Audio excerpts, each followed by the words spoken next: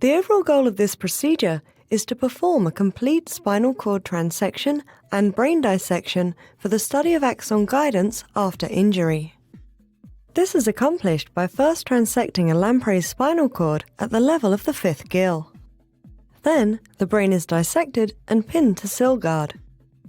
After fixing the brain, it can be stored in methanol, or immediately used for in situ hybridization.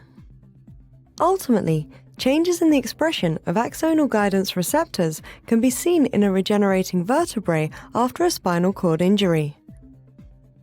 The advantage of the technique we're going to demonstrate today over more conventional paraffin sectioning or cryostat sectioning is that it allows you to see the whole brain, including neurons that project to the spinal cord that are large and identified. Demonstrating the procedure is Dr. Kathy Zhang, a research scientist in our laboratory.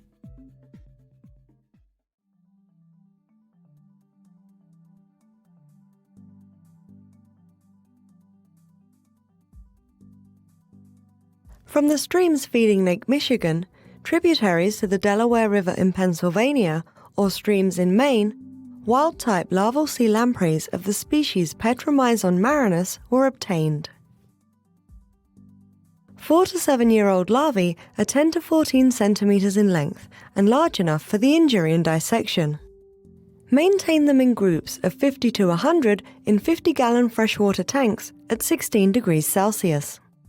The tank requires a 1-inch gravel substrate so the lamprey can burrow.